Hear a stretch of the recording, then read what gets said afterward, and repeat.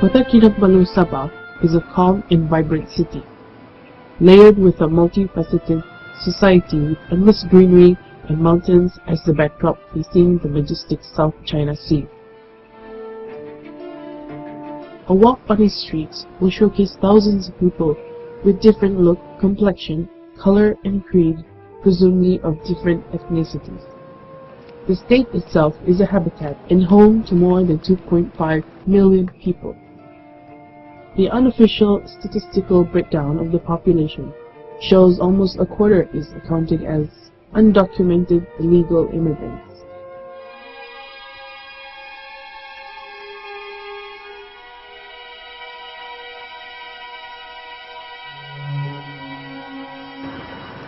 The social trauma the city has been enduring throughout the years is enormous, as the people arriving endlessly and undocumented, leaving them with no hope to stay legally. Many of them resort to odd jobs, petty trading, and some plunge into crimes. As night falls, under the neon lights, Kota Kinabalu transforms as shops shut their doors. The streets are being taken over by many young stateless children.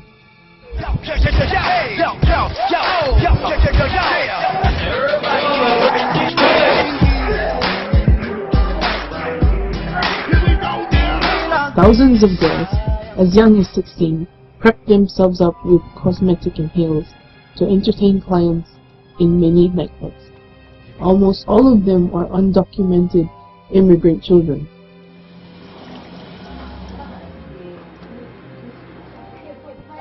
While some undocumented girls take an easy way out to the cash flow problem, Lynn, 17, has been on a different path in her entire duration in Sabah.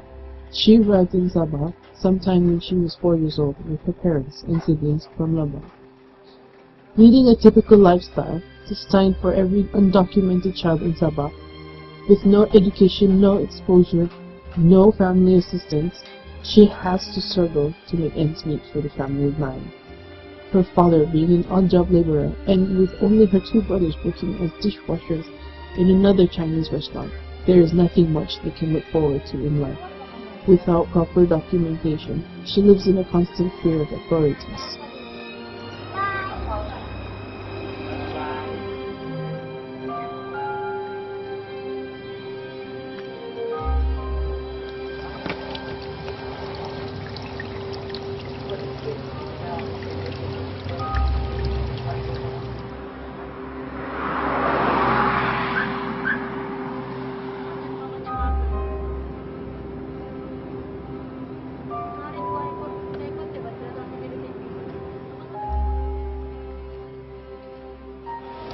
Umur 2 tahun begitu, saya dibawa ke sini lah. Bapak saya di sini kan, di Sabah, di Labuan.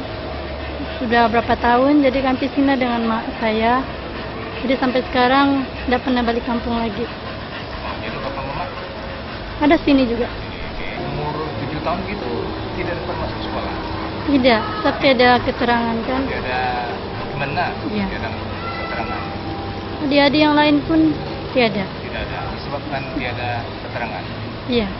Dulu sebelum di sini pakai paspor, Oke. tapi udah disambung sudah kan. Ah, Jadi sampai sekarang tiada lah. tidak lah. Pernah ambil tapi semua tiada yang lulus, tiada yang betul. Oke.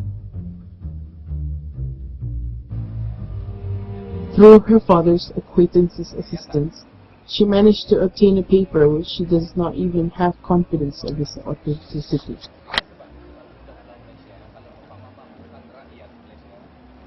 Harapan mudah-mudahan ini pas betul apa atau dapat yang lulus lah. Tapi ini sudah lama kan? Baru yang bulan 12 nih saya dapat. Dengan surat keterangan nih, kalau bawa ke polis lah contohnya, berani tak? Tidak berani. Jadi tidak ada keyakinan juga lah. Iya, tidak keyakinan Apa lah. yang dijanjikan oleh pihak pejabat dengan surat keterangan? Sudah cakap ini dalam bulan 3 lulus lah tapi belum pasti. Tapi yang sekarang bilang ada yang kena tangkap sudah tapi keluarlah tapi berbulan-bulan baru keluar. Kadang sampai 6 bulan, kadang yang tidak keluar, belum pasti. Jadi ini surat ini dapat dari mana ini? Di Wisma Mui. Wisma Muis. Oh, okay. Jadi office tu masih ada di sana lah. Masih. Oh. For a child, such as Lynn, there is no way out in life. Just like her, there are thousands, if not more, who have been enduring the same misery, stuck in the middle and is unable to move forward. The future for them looks bleak, and there's no promise on what holds for them tomorrow. Nevertheless, Lynn works hard, contributing in the way she possibly can just to lessen the family burden. As for her, she just wants to lead normal life, assisting the parents and helping the siblings to obtain education. Social worker Ann Keyworth, who has been assisting many undocumented girls, acknowledges the issue. Having rescued and resettled undocumented girls in Sabah, Ms. Keyworth feels it's high time for this problem to be seriously looked into and solved. Now, coming back to the street children of illegals, we have to face the fact that they will be here forever. And if we don't do anything about them, then they will be our future criminals. Had I predicted it way back in 1982, I think, and true enough, it really happened, you know. So I think the government should actually rope them in. In fact, the younger ones have been roped in by the social welfare ministry. They're being housed there.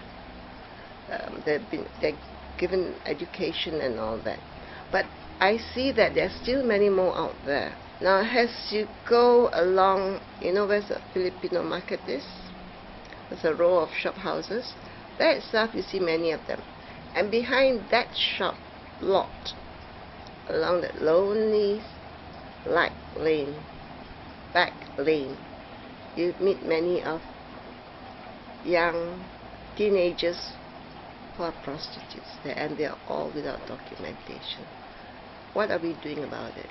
You know, and whether you like it or not, in one way or when they get pregnant, they're the ones who will abort the babies, and they're the ones who, if they don't abort the babies, they will produce stateless children.